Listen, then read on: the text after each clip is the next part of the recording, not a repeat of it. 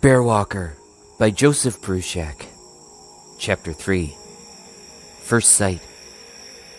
Yo, Mr. Wilbur, are those real? Check it out. Look at that! 33 other Pioneer Junior High 8th graders stare out the windows as our bus slows down. We're creeping over a wooden bridge that spans a swampy forest meadow and deepens into a pond created by a long beaver dam. The dam is about 50 yards back from the road, and it's a miracle of animal engineering. It has to be 100 yards long, but that intricately fashioned wall of mud and peeled sticks is not what's attracting my eyes, or those of the other kids. Some of them are holding up their cell phones to take pictures of the center of all our attentions. It's our first sight of creatures we've been told about but have never seen before. There she goes again! The cow moose, that is 3 times as big as any white-tailed deer, lowers her head once more into the pond. She raises her head and water streams off her. A braid of water weeds hangs like a beard from her jaws as she chews the plants she's foraged from the bottom. She seems oblivious to the presence and noise of our passing. Behind her, in shallower water, her 2 calves stare over their shoulders at our bus. For a moment, I feel as if it can't get better than this. We haven't even gone a mile yet off the main road, and we've already experienced something I've only imagined or seen in pictures. Those big animals seem like beings out of the past. I feel as if I'm no longer in the 21st century, but in a time where the old stories are alive. Then the sarcastic voices of Asa and Ernie and Harley jolt me back into the present. Man, if I only had a gun. How about an RPG? Yeah, that'd do it. Kaboom! Of course, all you'd have left would be the head. They're laughing like hyenas now.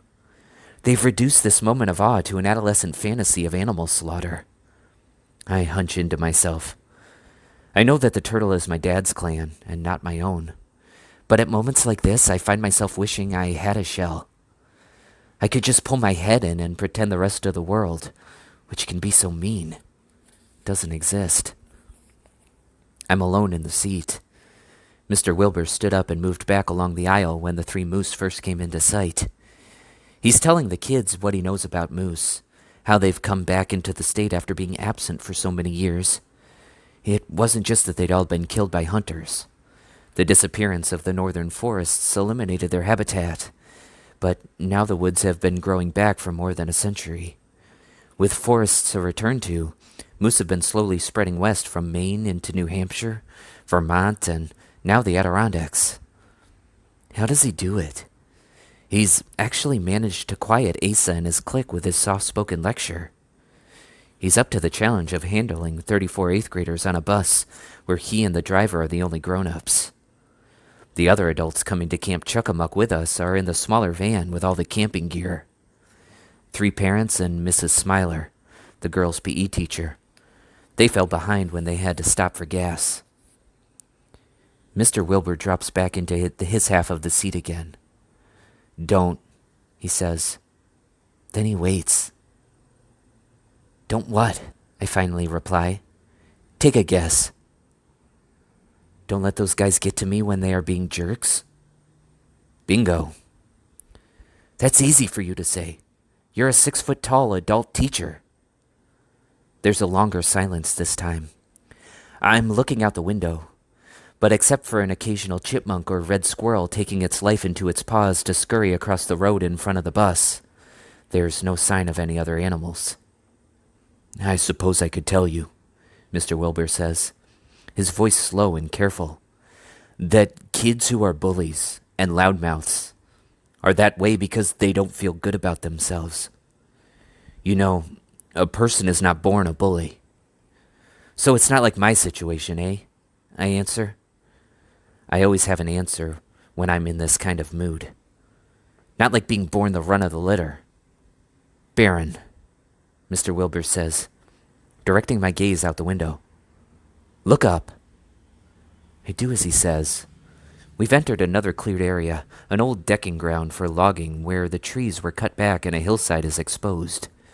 You can see the sky over that hill, and there, even though it is early afternoon, is the full moon.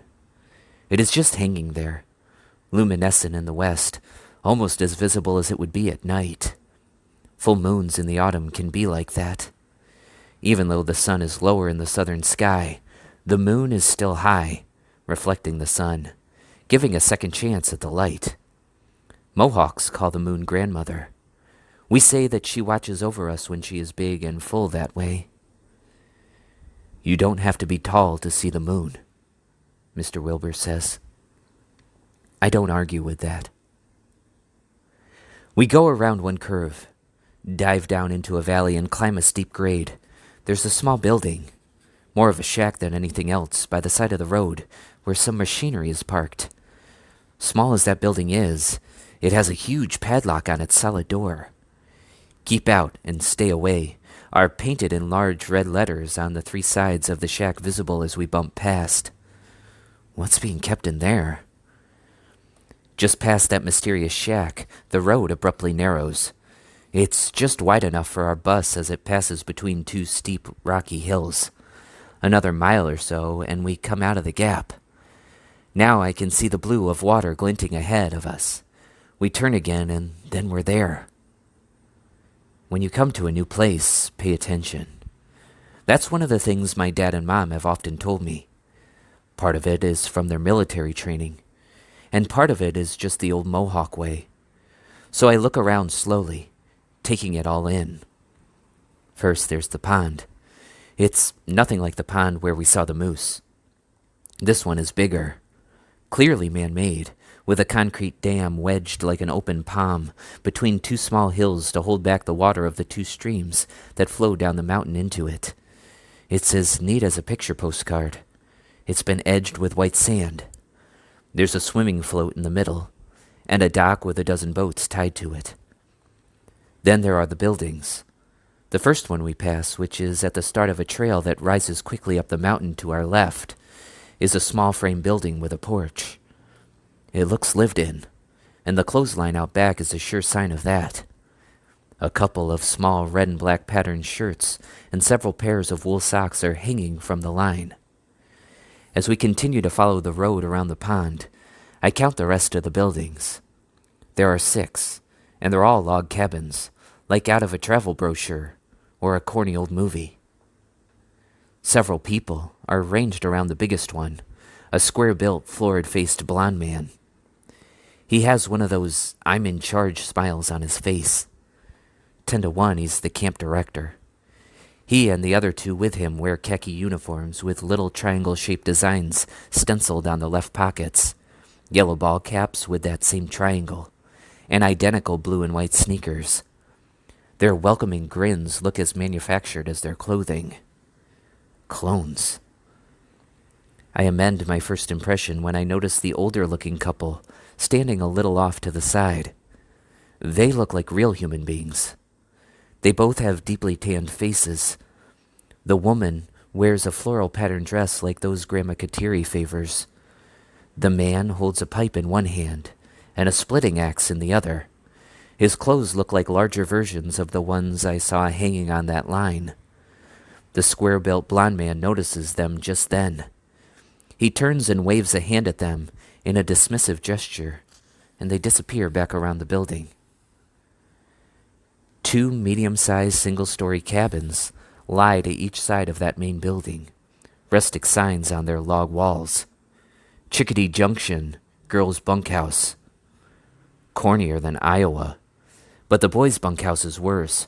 Hawk Haven, it reads. Hawk Haven? No haven for me if all the boys will be staying together there. I have no doubt that Asa and his crew of apprentice sadists will be tormenting me with unfunny practical jokes.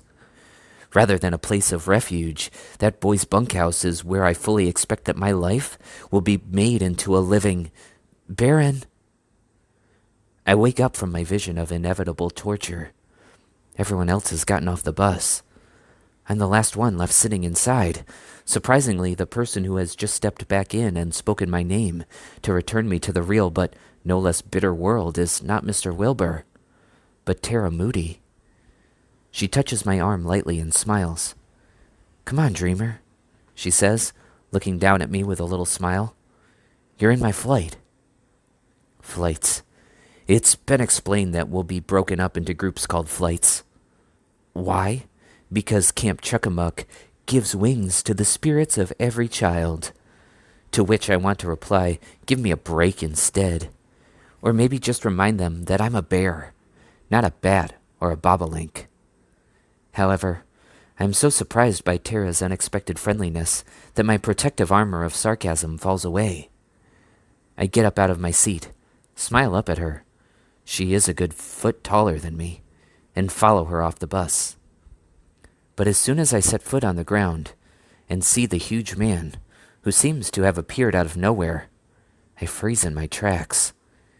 He's leaning back against the main cabin building, the sign Eagle's Nest half obscured by his broad shoulders. A chill runs down my back.